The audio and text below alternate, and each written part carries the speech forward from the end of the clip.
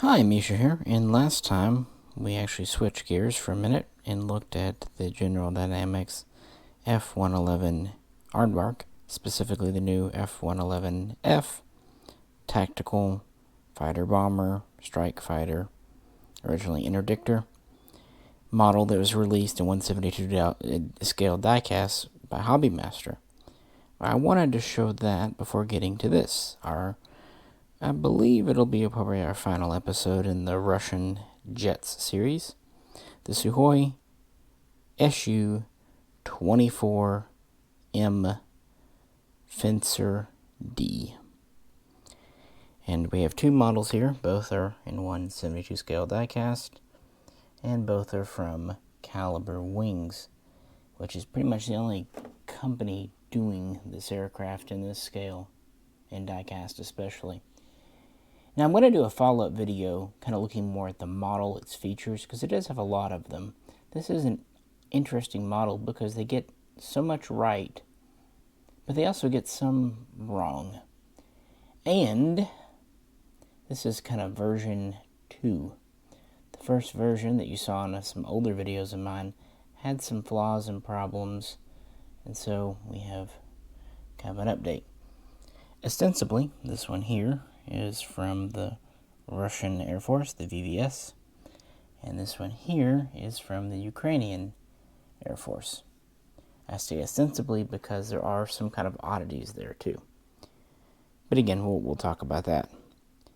But in this video, I want to more focus on the history and the aircraft itself, and I thought putting it back to back with the aardvark would give that nice juxtaposition, because it certainly looks like a similar aircraft, but actually it's not a clone or a copy.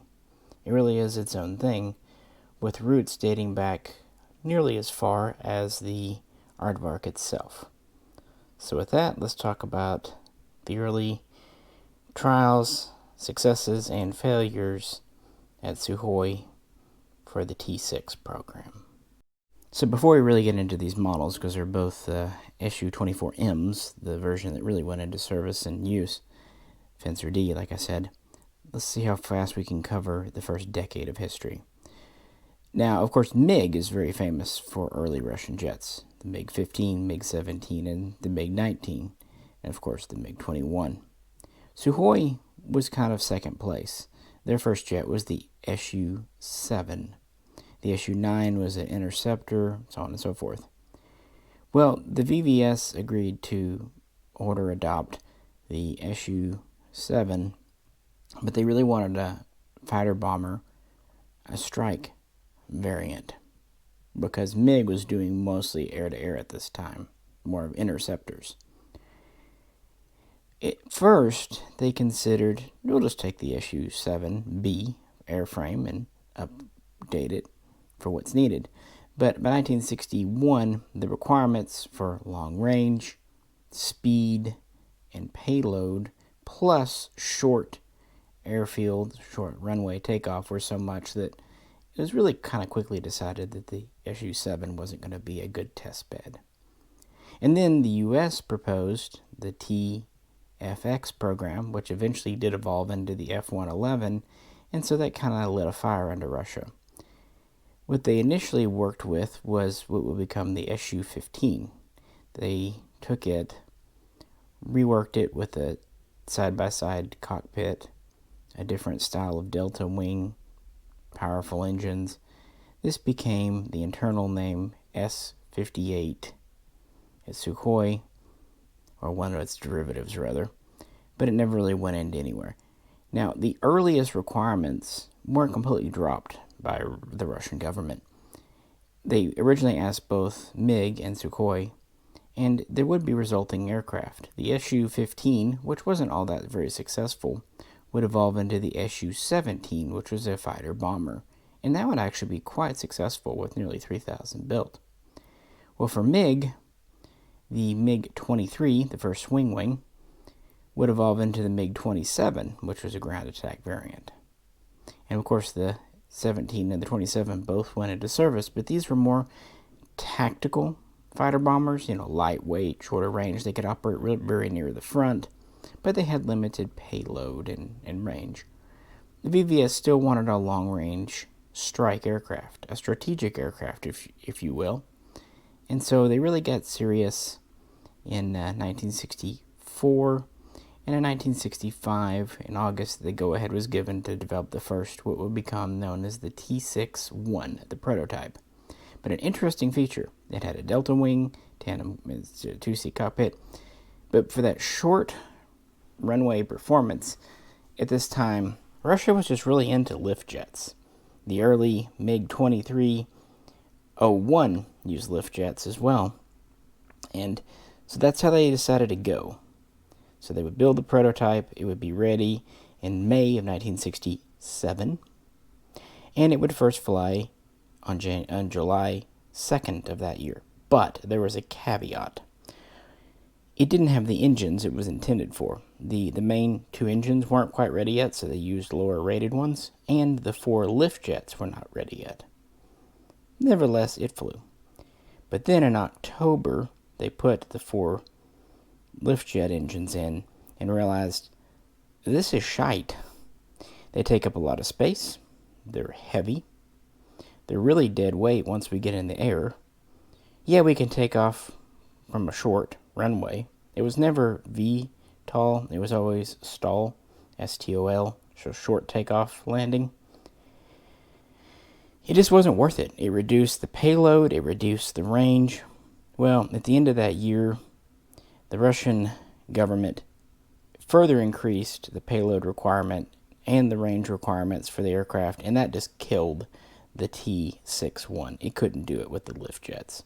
At the same time, the U.S. was finally starting to show off early production F-111 aardvarks, including at the Paris Air Show, and its new fancy pants variable geometry wing. And they realized, wait, we can get short field takeoff and landing performance with the wing that moves. And MiG kind of came to the same idea. This is why the MiG-2311 was picked over the 2301, really around the exact same time. So, in the summer of 1968, Sukhoi was ordered to take the T-6 and add a variable geometry wing, replacing the original delta wing. And that's exactly what they did. This became the T-6-2I prototype, with I standing for variable in Russian, because like you do. And the prototype was ready at the end of 1969, and it would have its first successful test flight on January 17, 1970. And with that, they had a winner. So they would build 5 T-6 test rigs, ranging from 2 to 7 in this series.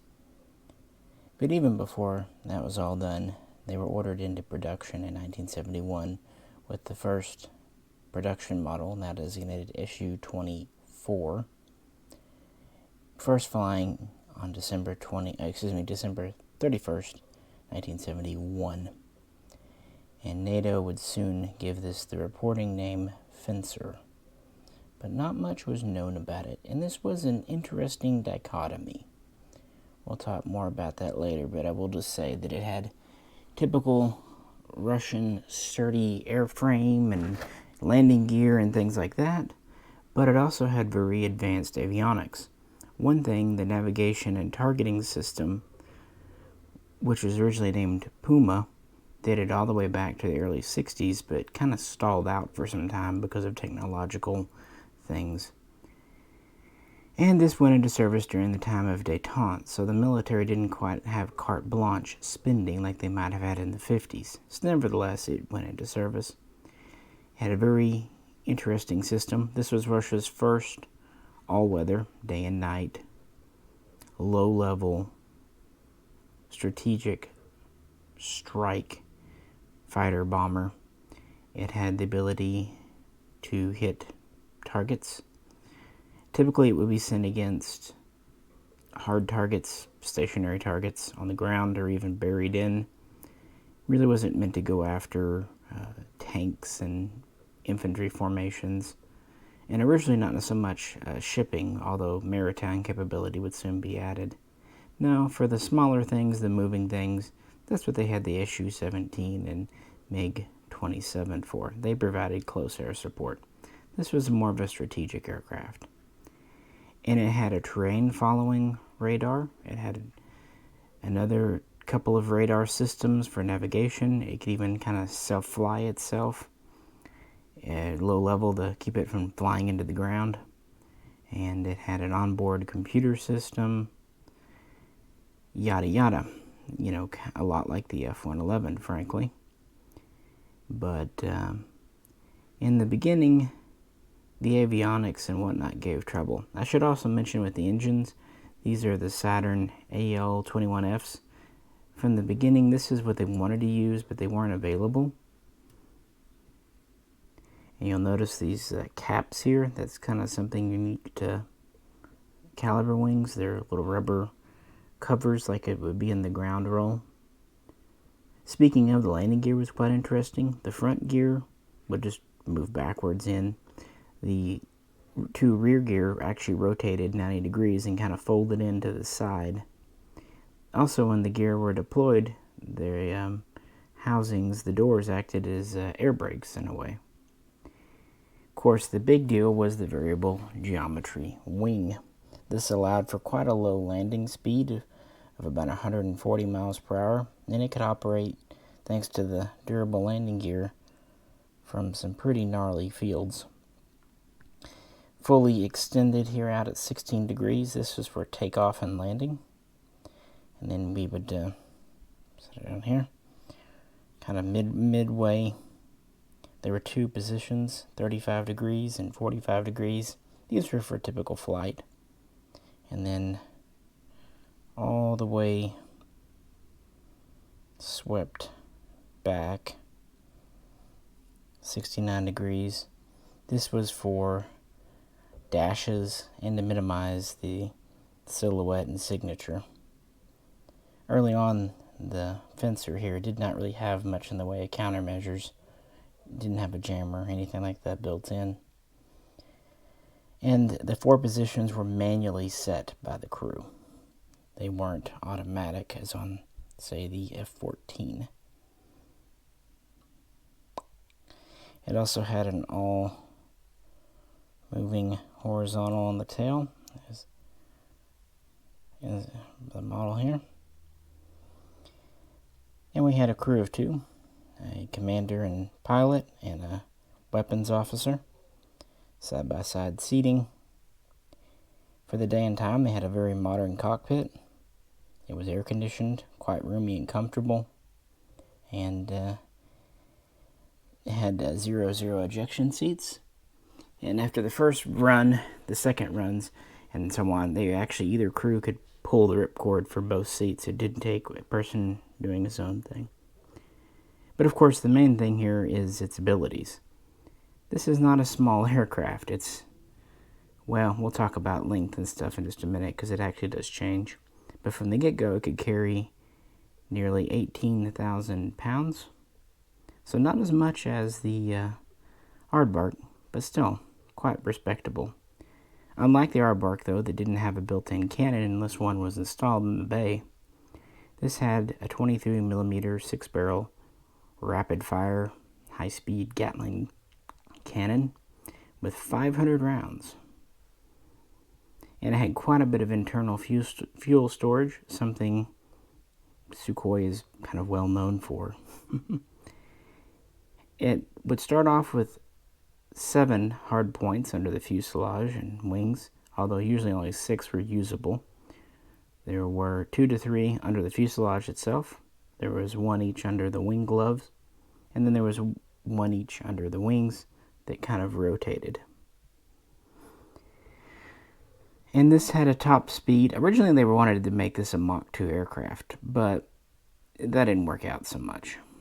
The top speed and top altitude would actually decrease over time, and that gets us into the Fencer-Bs and Cs. So let's talk about those.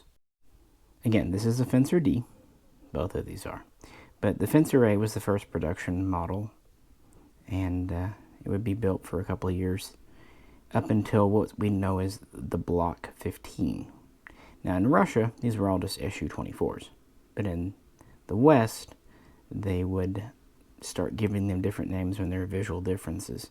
When they went to the Fencer-B, for example, they kind of got rid of the more squared rear section, made it more contour with the engines here. And they added some basic countermeasures. It really didn't have much beyond chaff and flare in the beginning. And they would add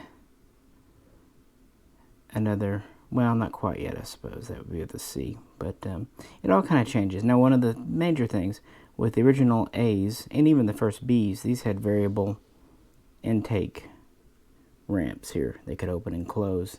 And this was to help performance, both altitude and speed. When they worked, they did just that. But they didn't work well, even after several iterations. So starting with the Block 21 aircraft, they just deleted them and went to a simplified fixed intake. Yeah, it lowered the top speed and it lowered the maximum altitude. But on the other hand, it saved some weight, saved a lot of complexity. And at the same time, like I said, they reshaped the rear here. They also enlarged the tail to house more things, including chaff and flare. They also relocated the chute. And with the Block 24 series, what NATO called FENCER-C, they would update the radar early warning equipment, give it some basic ECM stuff, and just kind of continue to update it. And by now we have a total of 8 hard points. There would be 2 side by side on the fuselage and the back, and then there would be 2 in front of that. The wings and the gloves never really changed. And this would kind of be the first of the, or I should say the last of the first generation of Fencers here, being produced in the mid and late 70s. And again, there are tons of other little changes you can definitely check out. I will also say that these original Fencers, if they wanted to use TV-guided or laser-guided munitions, they would have to carry an external pod. But soon this would be corrected. Already in 1971, there was hopes to make an improved version. That's kind of the way in Russia. Get it into service, get it into the field, and then work on improving it as there's feedback. And in 1975, they got real about it, and this would result in the T6M8 prototype, which was built and would first fly in 1977, and would be replaced on the assembly lines around 1978, 1979, with the first full production model flying that year, 1979. And the FENCER-D, as it became known, was a massive improvement. They changed a lot of things, giving it a new modern digital computer. They updated the terrain following system and the radar. By this point, the system is known as Tiger. They give it a 9th attachment point under the fuselage, although it's really hard to use all of them unless you're using smaller munitions. And these do carry R-60 missiles, either 2, usually 4 for self-defense. And they have the cannon, again with 500 rounds, not bad at all. But this is meant mostly to strike air to surface. It could carry a few long-range cruise missile types, but again, not many meant for interdicting bombers. That wasn't really the role of this. With the new version, the SU-24M, we had a longer nose in the front, but actually a shorter radome because of the new technology, giving an overall length of about 58 feet. When the wings are fully swept at 16 degrees, spread about, sorry guys, had a brain fart there. Sorry, when they're spread, they're at 58 feet. The overall length is about 64 feet. So again, overall length is about like the aardvark. I know that wasn't right when I said that. When they're fully swept in, the wingspan is about 34 feet. This was designed for low-level performance, so even after the sacrifices getting away from the Fencer-A, it's still capable of supersonic, although just at sea level, and it altitude at about Mach 1.6. And maximum altitude, depending on which source you look at, originally it was about 56,000 feet. Depending on how loaded up it is, it can be as low as 36,000 feet when fully laden. And it could carry external storage. It had a total of 3 hard points that were plumbed for tanks, a center line and 2 on the gloves, but these were rarely used. If fuel tanks were used, it was the 2 glove ones. The center line was basically no. One neat change that they did, they added this in-flight refueling probe. It's actually retractable, both in the real plane and this model.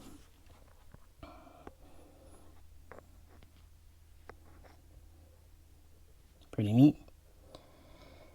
And we've updated the weapons guidance systems for TV and laser and all that. Instead of having external pods or everything, at least some of the equipment is integrated into an internal housing, a fairing, and the infrared sensor had to be moved from the nose to the spine here, this little dome, to make room for the fueling probe. Now, one thing, originally these would have had wing fences here, and these would carry chaff and flare dispensers, and the model does come with them. I don't have it installed right now. I will next time when we do the second video. But a lot of the little fences were removed in service anyway because they were kind of fiddly. Something worth pointing out, if you see one with a fence, it's probably an earlier plane that hasn't been upgraded. But there's a ton of differences, and of course a much wider range of weapons compatibility. Here I have some from Calibre's weapons set. Guided missiles. A little bit loaded down. There is still room to put one on the center line, but not really room to put 3 unless you use smaller bombs. Again, we'll talk more about that in probably video 2 about what's in the set. But you can see the wing gloves. These side ones do rotate on the model. Quite well done, actually. And they just continued to increase its weapons compatibility, and the new targeting systems introduced with the M allowed for both more weapons to be carried at once and to just have newer weapons. I don't have the R60s on this, although it did come with them. It's kind of in a different configuration. It comes with the fuel tanks too. And accommodations for the crew only improve. The cockpit is truly digital, or at least getting digital now. It has a true digital computer with the M variant. And certainly by 1981, this has fully replaced the original SU-24. And these were actually all built in Siberia. And after some more testing, this was formally adopted by the VVS's Frontal Aviation in 1983. And some of the newer FENCER-Cs were partially updated, but many of them were kind of retired out, being replaced by the FENCER-D here. But of course, it doesn't end there. We have variants and service and other fun things to talk about. So with no further ado, and let's swap models here. And you'll notice this one actually has a barbed nose probe, pitot tube. That's because the early Calibre stand here victimized the other one, and it fell off one day on the shelf, and somehow the metal tube broke off, and I could never find it. I think it just went flying into the ether. Originally, the Calibre Wings here had a rubberized tube. And that, you'd think that'd be good, but the problem was it would break at the base. So they went to a metal tube, which is going to be more durable. But I guess if it falls, now some of the other small antenna are still kind of a rubbery, flexible material, kind of like what Hobbymaster does on their F-14s. You'll notice the refueling probe is ducked in there. It's kind of neat. You can install it either up or down by just twisting it 90 degrees and locking it in. It's pretty interesting. And if you notice, the intakes aren't covered. I've removed the rubber covers on these.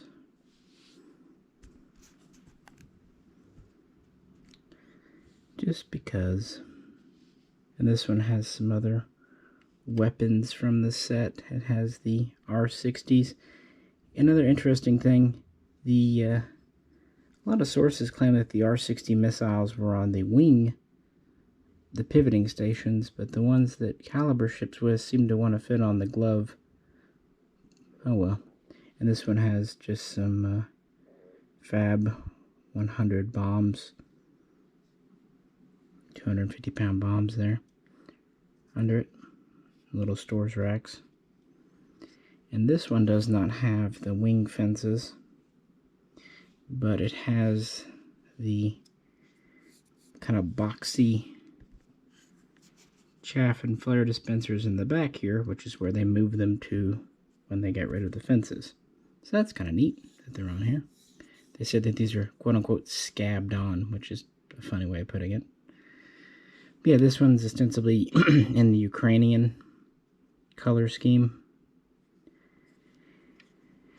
So yeah, in 1983, the original 24M is in full service and would quickly become important.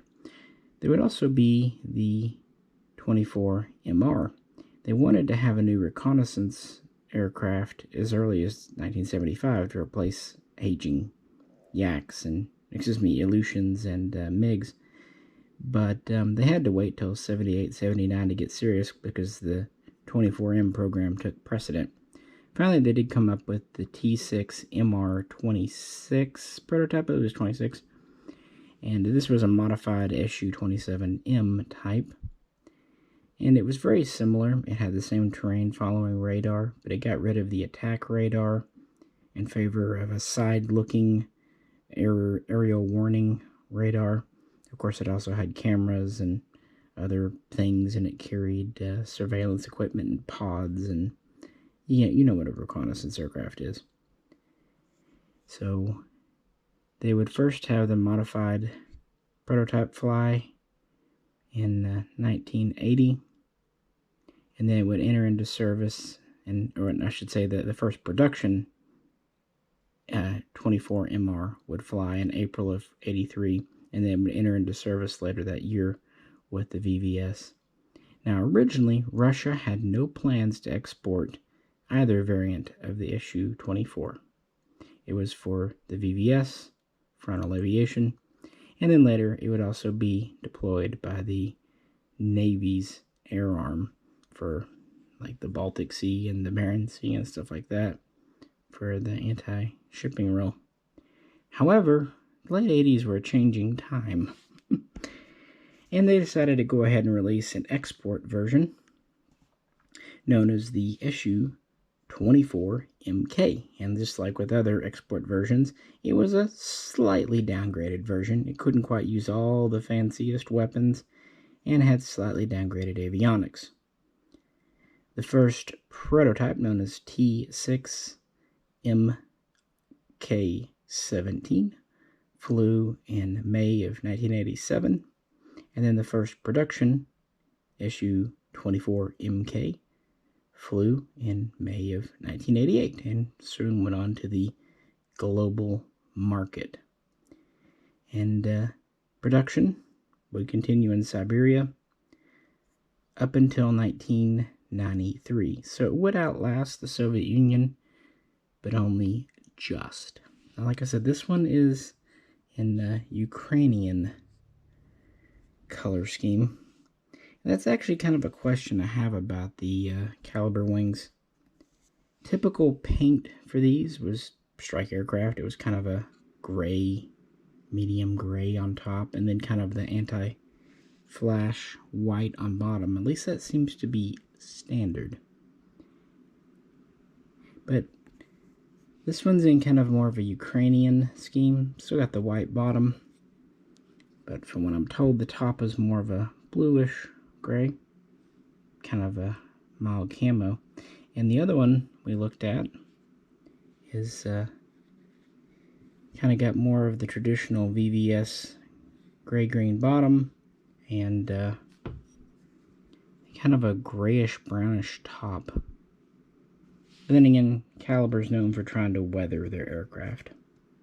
But with that, speaking of weathering, what about the military service? By the 1980s, the Fencer was Russia's main heavy, long-range strike aircraft. And with the 24M refueling probe, it was truly a strategic bomber, at least according to NATO. And really it was, because it could reach quite a long ways with some refueling going on. And these were stationed with nuclear weapons throughout Eastern Europe and other Warsaw Pact-friendly areas as nuclear deterrent, first response, rapid response. And of course, in the 80s, they started to become reconnaissance aircraft. In the strike role, they replaced the aging Yak-28. In the reconnaissance role, they replaced the Ilyushin, the IL-28R, and the MiG-21R, which just never had good range. And they kind of went from there. Now, originally they were just flown by the VVS, but in the late 80s, nearly 100 were transferred to the Russian Navy to be used for anti-shipping deterrence in the Baltic and other areas. And actually, the Russian Navy still operates them to this day. Really, the first combat was in Afghanistan. Again, at this time, they weren't really exporting these. In 1984, flying out of Uzbekistan and Kazakhstan, they would do long-range strike missions going at the Mujahideen in the mountains of Afghanistan. And typically, they would carry 2 fuel tanks for range and 4 to 6 heavy bombs, usually 250 or 500 kilogram. Once in a while, they would carry up to 12 100-kilogram bombs, but either way, just kind of general-purpose bombs. And they didn't do great, because the Mujahideen were dug in so deeply in the mountains. But they sure made a lot of noise, and they had a good safety record. The 24M was really coming into its own. Only one was lost due to a landing accident, in fact, during that conflict, and then were shot down. Now, originally, because of their shape and just general design, VVS crews called this the suitcase. And while they liked its durability, very rugged landing gear, heavy payload, comfortable cockpit, easy controls to use, modern avionics, at least the ground crews didn't like its heavy maintenance. The original Fencer A, B, and even into the seas required a lot of man hours to keep flying. Kind of a long turnaround time, especially compared to other Russian planes. But with the Fencer-D, the SU-24M, this was improved upon greatly. So it really did earn its place. Things were kind of quiet for it in 85, 86. But in 88, Russia knew it needed to withdraw from Afghanistan. So the Fencer was sent in again for a series of strikes to kind of cover Russia's withdrawal and kind of keep the enemy off balance. And they still had the same general purpose bombs, but now they were using fuel air bombs as well, and cluster munitions, and a new 1,500 kilogram bomb. Well, the fuel air bombs didn't work for crap in the mountains. The cluster bombs were very effective though, and the 1,500 kilogram bombs basically were just so big they could, at least metaphorically, move mountains. So, probably a little more effective here. But again, they had a good safety record. They've had updated ECMs and early warning at this point. And that brings us kind of to the end of the Soviet Union. The Russian military, Air Force, Navy, it's said that about 635 Su-24 and Su-24Ms were built for it, plus at least 100 Su-24MRs. Now, of course, some of the original Su-24s were just for field testing. The first unit was established to kind of work with these, the A's, in 73, and kind of continued to do through 76. It wasn't actually officially accepted into service until February of 75. So the first several aircraft were just that. And even with the M coming along, that pretty much made all the older ones obsolete. What do you do?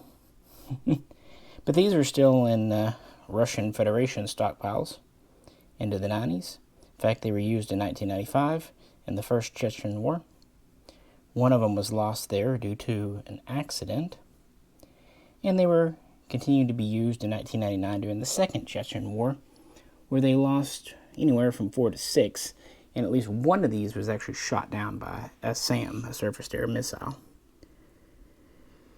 By this point, both the aircraft and Russian doctrine was looking a little aged, kind of obsolescent. I've said this in the SU-25 and SU-34 videos as well. And, of course, the SU-24MK had a production run and some buyers too. The MK was purchased in 1989 by nations like Libya and Syria. Also, Iraq would acquire a couple of dozen. Algeria would get some. And this would run through 1990. Initially, Iran did not get any, but Iraq would soon gift them some because during the Gulf War, they did not want to put their new fancy fencers at risk, so they flew them into Iran. At least 2 dozen were sent over there, and they did not get them back. And I guess the Iranians liked them because they ended up buying a dozen or more from Russia. And they would continue to use these. Syria would continue to fly them up through the Civil War. And after the disillusionment of the USSR, Ukraine would inherit over 100, I think 120 some odd. And so would other former states like Uzbekistan and Belarus. So they would kind of spread out a little more, making themselves known here and there. But nevertheless, production would wrap up in 1993 using the last of the parts. And nations would continue to fly these, but really Russia would still be by far the biggest, with kind of Ukraine being the second major user into the 21st century. But if the aircraft was going to keep flying, it had to be modernized. And that's essentially what we have here with this Ukrainian model. The SU-24M program. Well, that dated back to a couple of design proposals for a midlife update and upgrade from 1999-2000. Sukhoi wanted to do some pretty major things like conformal fuel tanks and what have you. Well, the VVS, and the Russian Navy for that matter, went more conservative. They basically just wanted to refresh the airframe, give it a service life update, extension. They did go to a new cockpit, eventually a glass cockpit, with very similar controls and interfaces like the SU-27M2, or I should say the SU-27SM2, and 3. And they would update it to have better compatibility with newer weapons, laser-guided, TV-guided, and they would give it a GPS system. Of course, now we have LCD displays, all this stuff. Now at this point, the wing fences are gone, and we have these big boxes on the back. Even though not all aircraft with the boxes would be SU-24M2s, all SU-24M2s would seem to have those. Otherwise, the internal differences are the only things that really matter. It was just basically to extend the service life. After the VVS went shopping, Sukhoi would take planes in batches, refurbish them, with the final deliveries in 2009. Now in 2008, backing up just a bit, these would again be used in Georgia. A couple would be lost there. They would be used both for the bombing and reconnaissance. And at this time, around 400 are in Russian service, with about a fourth of those being in the Navy. So, Navy's kind of keeping higher numbers. And I don't know if that counts the MRs, but I would assume it does. And then, as I said, around the same time, the SU-34, the fullback, was kind of created and adopted as the replacement. And that's the idea. They wanted to replace 200, even 300 24s with just 70 to 100 34s. They thought that much of the 34. And it is an impressive plane. But the SU-24 still worked. They were used by the Syrian Air Force during their civil war in 2012. And Russia would fly them around, kind of asserting dominance as they've been doing since Putin took over. And then, of course, they were sent, I think around a dozen of them, were sent to Latakia in September, October 2015 to fight in the Syrian civil war. These would have all been the upgraded M2s. And in fact, in 2013, a further avionics and cockpit update was conducted, at least among some. So they continue to try to keep these modern, at least within budget. Budget's always important. Of course, they would fly strike missions in Syria, and you would think they would use all these new fancy bombs. And while occasionally they would, they still more or less relied on the general purpose and high explosive 250, 500 kilogram, sometimes 1,500 kilogram bombs, plus the cluster munitions. That's actually kind of why I have this Ukrainian one set up the way I do, because that seems to kind of be how it is. Now the M2 can carry the newer R-73 missile, the Archer, but these models come with the older R-60, which is still perfectly fine. Still quite a good performing little missile. But this made headlines on November 24th when 2 Turkish F-16s shot down a Russian SU-24M2. Both crew ejected safely. The weapons officer navigator was rescued fine, but the pilot, Oleg Peshkov, was killed on the ground, as was a Russian Marine during the rescue attempt. And this is actually something I mentioned in the SU-34 video. And that resulted in aircraft in theater in Syria, both 24s, 25s, 34s, all being fitted with air-to-air missiles for defense. Now, the disagreement is quite straightforward. Russia says that their 24 never entered into Turkish airspace. Turkey says that it did in fact leave Syrian airspace and go into Turkey, and it was warned repeatedly before being shot down. Who to believe, Russia or Turkey? Take your gander there, frankly, folks. One reason I wanted the Ukrainian model, Ukraine is one of the other major users of the SU-24 in modern times, including using them back in 2014 during the Crimean incident. They have over 100 in inventory, but some sources claim they only have 20 or 30 that are fully serviceable. And looking at their SU-27 fleet, I can believe that. But they can also upgrade them, just like they're doing with their SU-27s. Russia still has them. Right now, at least as of a couple of years ago, the Navy has around a dozen, and the VKS, as it's now known, has around 75 SU-24MR reconnaissance variants, and around 60-65 SU-24M2s. Russia's not exactly willing to give out this kind of special data, so take it as you will. They are in service, but they're being phased out in favor of the fullback, as you would expect. And in total, it's estimated that about 1,400 original 24, 24M, 24MR, and 24 MKs were built. All the M2s were refurbished existing machines, and these were never built outside of Russia. And there we have it, folks, episode 12 in this series. Hope you enjoyed it. Sorry I didn't move this one around a lot. It's heavy in my hands, and I don't trust the stand.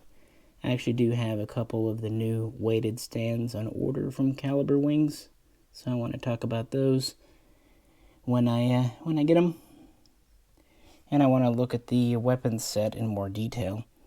I do think it's neat that Calibre does the weapons set. They also have a different pilot set you can buy, different stands. The models do have a lot of neat features. One in particular is the magnetic landing gear system here. Pretty neat way to plug gear in if it holds. The only problem is you're also putting pressure on the metal plate inside, so if the glue lets go, it just kind of falls out. There's no perfect way. But and the wings do sweep quite well. And I do like how the pylons rotate on these. They're a little more stable than Corgi or Hobby Master. And it is metal, pretty much all of it. But on the other hand, it has, because of all the moving parts, just like kind of JZ wings, it does come across as a little delicate, hence me missing this one's pitot tube, pitot tube. So I just stuck one basic one in. I didn't have any extra barbed ones. Of course, it does have opening canopy and all that good stuff. But I'll put the fences on the next time for you. That's one of the new additions. And you really can plug in. They have several holes down here you can plug stuff into. Like I said, this does rotate quite well. Very stable.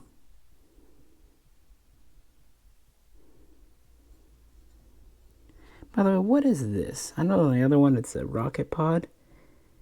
You know, you'd think a fuel tank, but it's not. It's too small. Is it a bomb? Is it an ECM pod? If anyone knows, please let me know.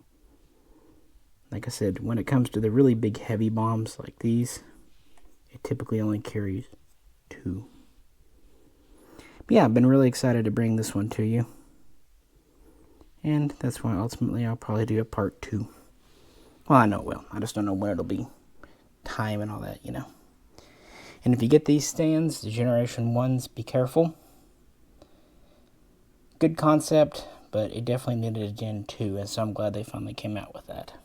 Can't wait to get it in the mail. Otherwise, I'm going to be very ginger, because I don't want to break a second pitot tube, or at least have it go missing. So I don't know where this one ended up. We'll blame the cats. As always, if you could, please like, share, and subscribe, and all that other good stuff. Appreciate you tuning in. This is Misha, and after some rest, I'll catch you very soon next time.